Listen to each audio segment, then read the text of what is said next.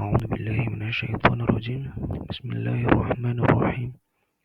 الحمد لله الحمد لله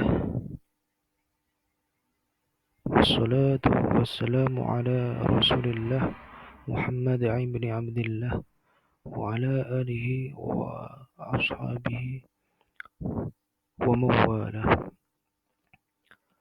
Yang saya hormati Bapak Muh Farhan SPDI, Magister Humaniora, Magister Pendidikan Islam.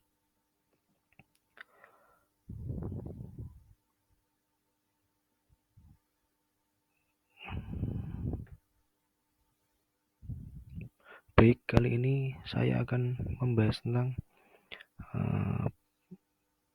ruang lingkup filsafat pendidikan Islam.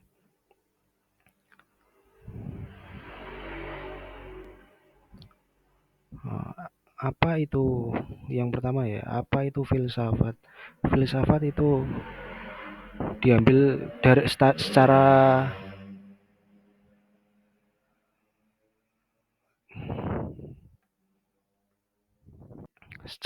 bahasa itu diambil dari bahasa Yunani, yaitu filosofia, yang mana merupakan gabungan dari kata philo dan sophia.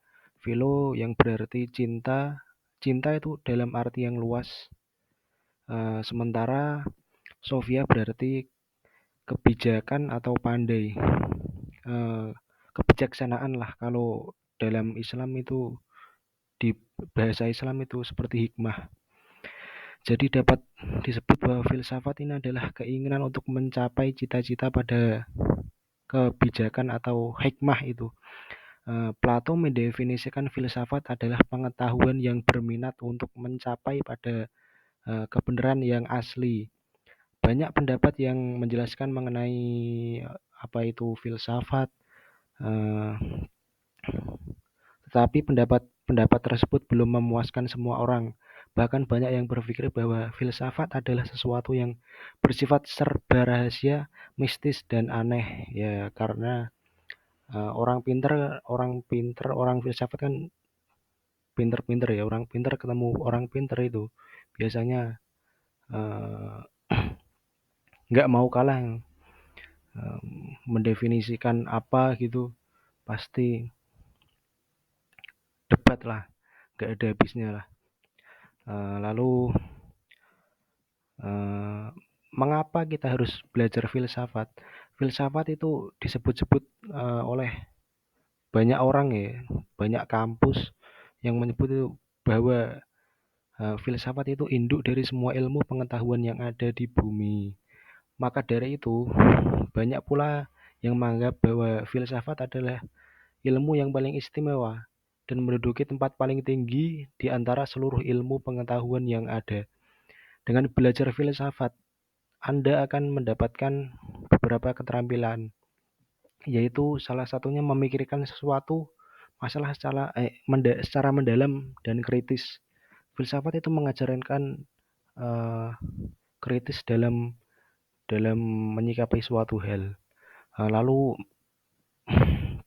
dalam belajar filsafat, Anda dapat mengkomunikasikan ide secara efektif dan yang mampu berpikir secara logis dalam menangani masalah-masalah kehidupan yang selalu tidak terduga.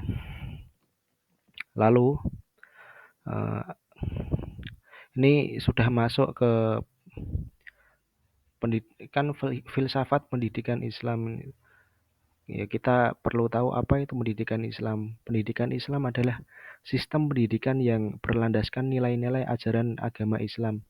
Tujuan utama dari pendidikan agama Islam yaitu membentuk individu Muslim, umat-umat Rasulullah itu mempunyai sifat-sifat mulia, yaitu antara lain beriman, bertakwa, berakhlak mulia, dan memiliki pengetahuan yang luas tentang ajaran-ajaran agama, ajaran-ajaran Rasulullah atau risalahnya.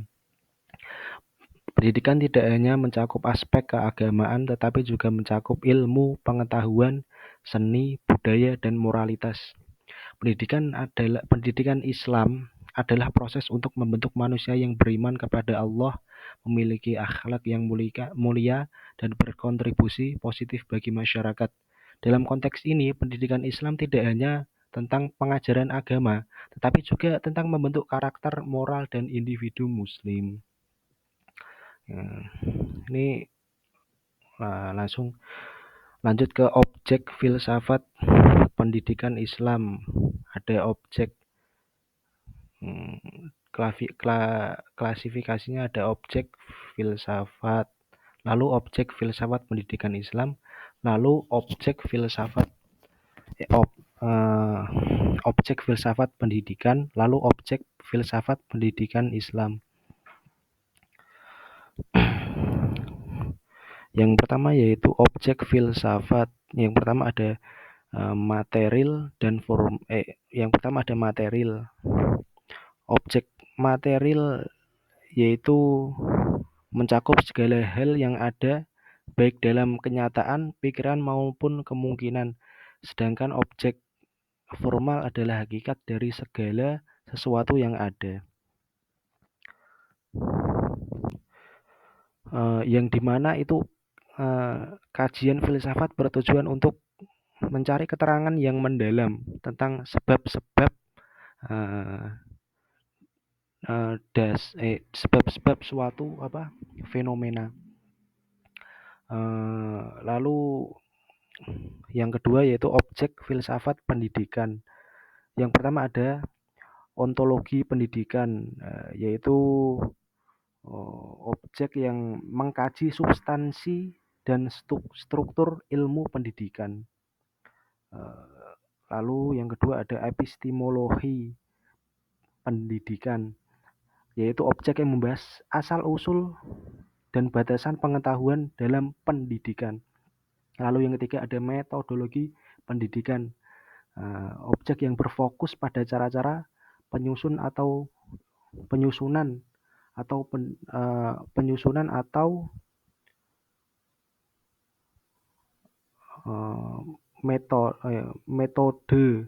penyusunan atau metode pendidikan, metode menyusun ilmu pendidikan lah.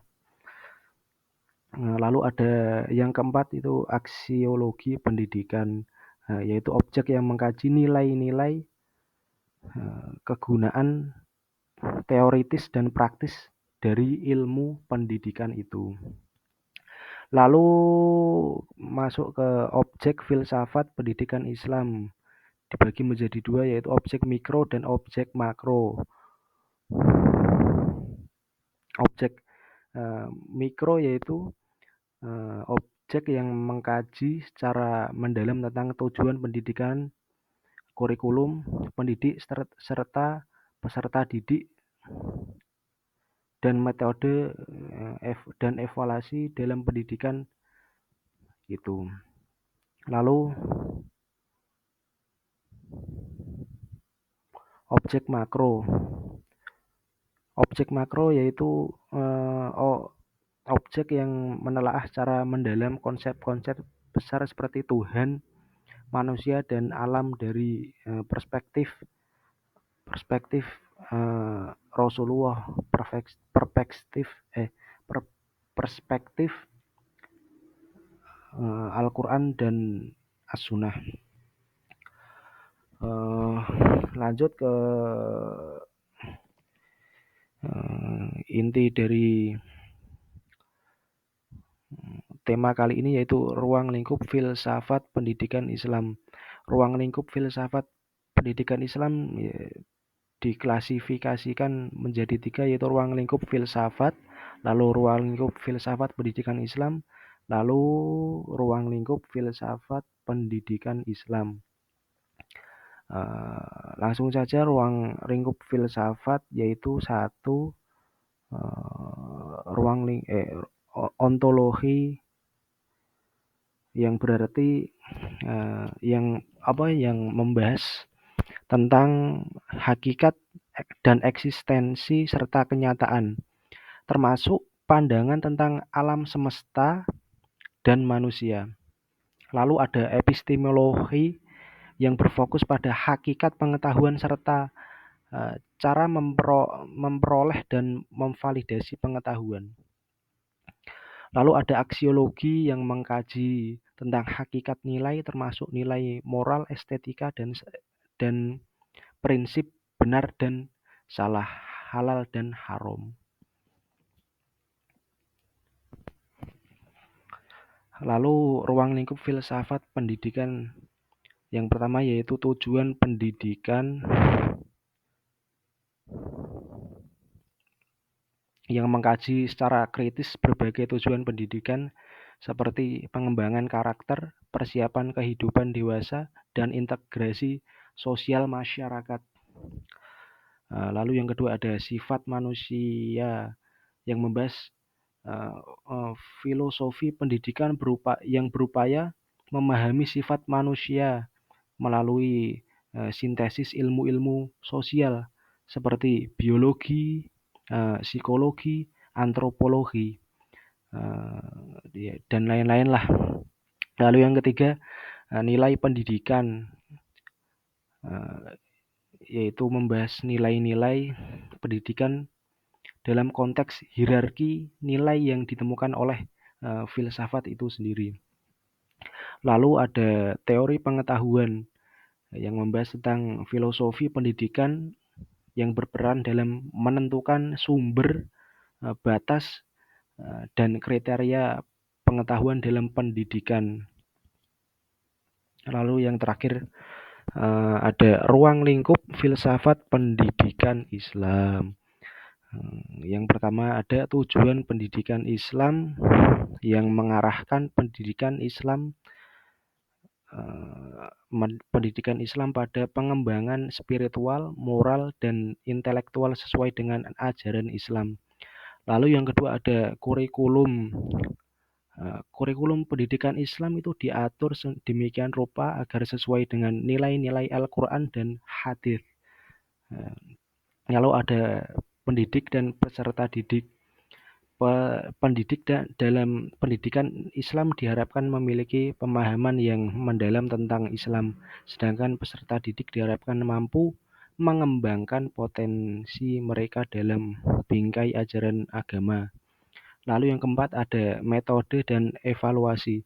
Metode pendidikan Islam mengedepankan pendekatan yang mendalam dan logis ya, serta sistematis, serta dievaluasi berdasarkan standar-standar keislaman, standar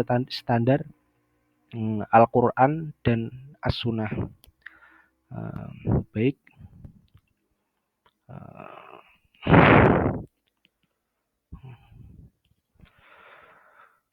Baik, terima kasih. Saya akhiri presentasi saya pada malam hari ini. Terima kasih kepada Bapak dosen dan para pendengar semua. Wabillahi taufik wal hidayah. Wallahul muwafiq ila aqwamit thoriq. Assalamualaikum warahmatullahi wabarakatuh.